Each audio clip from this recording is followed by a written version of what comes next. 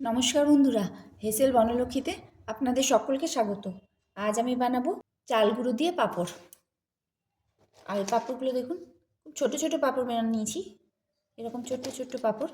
কিন্তু পাঁপড়গুলো এই যে ভেজে দেখাচ্ছি, কত সুন্দর হয়েছে। ভেঙে দেখায়, কত সুন্দর পাঁপড় হয়েছে। এর স্বাদ হয় দুর্দান্ত। আপনারা এইভাবে বাড়িতে পাঁপড় বানিয়ে নিন। অল্প চাল গুঁড়োতে অনেক পাঁপড় তৈরি হয়ে যাবে। চালের পাঁপড় বানানোর জন্য আমি একটা পাত্রে 1 বাটি নিচ্ছি চালের গুঁড়ো। এটা কেনা চালের গুঁড়ো। এখন যে বাটিতে চাল গুঁড়ো দিয়েছি সেই বাটিতে মেপে জলটা দিতে হবে। আস্তে আস্তে আমি জল দিয়ে দিচ্ছি আর আস্তে আস্তে গুলতে থাকছি। একসঙ্গে জল দিলে ডালা পেকে যাবে, তাই অল্প অল্প করে জল দিয়ে গুলে নিচ্ছি। খুব ভালোভাবে গুলে নিতে হবে। এখন দ্বিতীয় বাটি জল দিয়ে দিচ্ছি। এখানে আমি আরও 1 বাটি জল দিচ্ছি, তাহলে মোট 3 বাটি জল এখানে আমি দিলাম।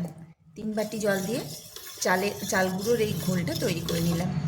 এখন গ্যাসে একটা কড়াই চাপিয়ে ওই বাটিরই আরেক বাটি জল গরম করে নিচ্ছি।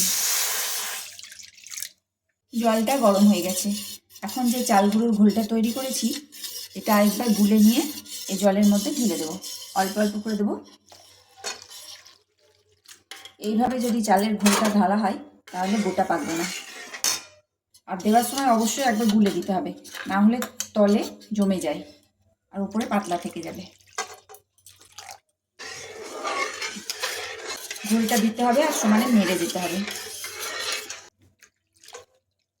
পুরো ঘোলটাই দিয়ে দিলাম। এখন সমানে নেড়ে যেতে হবে। এইভাবে নাড়তে থাকলে আর গোটা পাকবে না। এখন অনবরত নেড়ে যেতে হবে যতক্ষণ না এটা পুরো হয়ে আসে। চালের এই পাঁপড় করতে কিন্তু খুব একটা বেশি সময় লাগে না, খুব তাড়াতাড়ি হয়ে যায়। আর এইভাবে যদি চালের পাঁপড় করেন তাহলে রোদে দেওয়ার ঝামেলা ছাড়াই হয়ে যাবে। ফ্যানের হাওয়াতে এই পাঁপড় শুকিয়ে যায়। গ্যাসের ফ্লেমটা আমি মিডিয়ামে রেখেছি আর 1 মিনিট ঘাঁটতেই দেখুন কতটা পুরো হয়ে গেল। আর দেখুন বন্ধুরা, 2 মিনিট লাগলো, 2 মিনিটে এটা ফুটতে লেগেছে। এখন আমি এর মধ্যে দিচ্ছি লবণ। লবণটা কিন্তু খুব কম দিতে হবে, কারণ এতে বেশি লবণ লাগে না, পাঁপড় শুকিয়ে গেলে কমে যায়। তাই লবণের পরিমাণটা অবশ্যই দেবেন। আমি ছোট চামচের 1/4 চামচ মতো দিলাম। এখন দিচ্ছি 1 চামচ কালো জিরে। আমি এটাতে শুধু কালো জিরে দেবো। আপনারা এর মধ্যে জিরে দিতে পারেন, সাদা জিরে,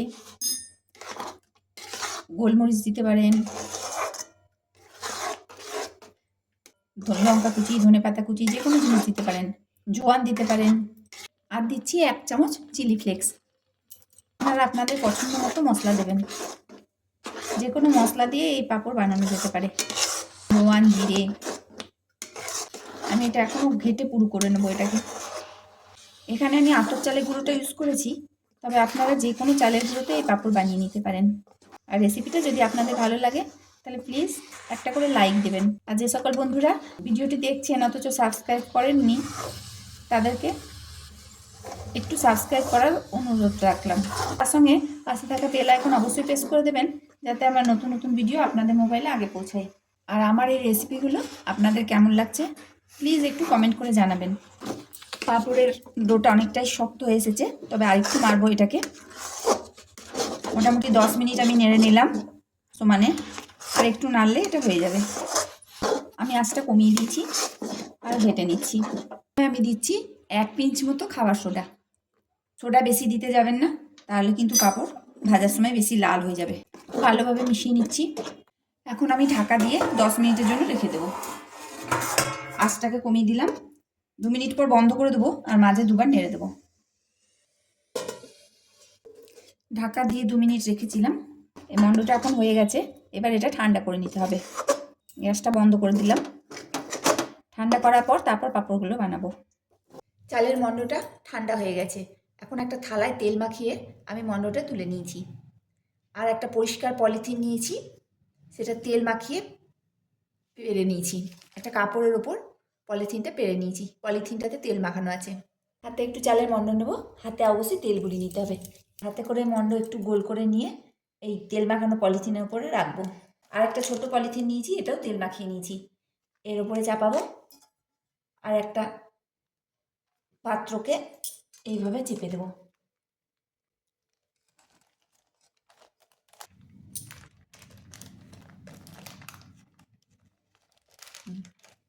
এইভাবে আমি পাঁপড়গুলো বানাবো।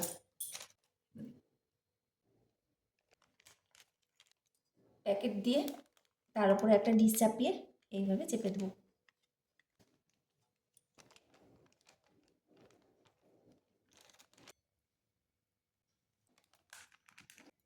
ডিশটা বড় হচ্ছিল, তাই আমি ছোট ডিশ নিয়ে এলাম।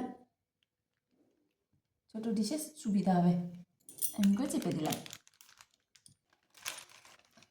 এইভাবে পাঁপড় করা খুব সোজা, আর যেহেতু ভাপে সেদ্ধ করা হচ্ছে না তাই তাড়াতাড়ি হয়ে যায়।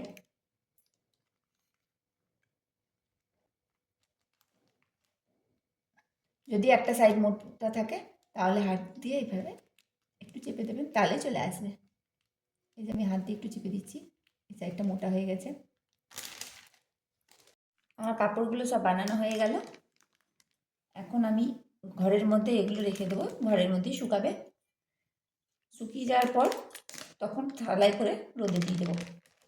এখন এই ঘরের মধ্যে এগুলো শুকিয়ে যাবে, রোদে দেওয়ার কোনো দরকার নাই। পাঁপড়গুলো একদিন ঘরে শুকানোর পর পাঁপড়গুলো আমি থালায় করে রোদে দিয়ে খুব ভালোভাবে শুকিয়ে নিয়েছি। পাঁপড়গুলো কেমনভাবে শুকিয়ে গেছে। এখন আমি এটা ভেজে দেখাই। পাঁপড় ভাজার জন্য তেল চাপিয়েছি, তেলটা গরম হয়ে গেছে। এখন পাঁপড় ছাড়ছি।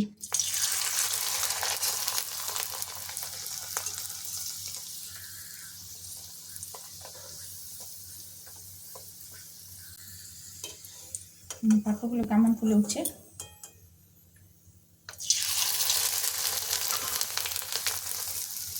আমি ছোট ছোট পাঁপড় বানিয়েছি, বেশি বড় করিনি, তাই ছোট ছোটই হচ্ছে।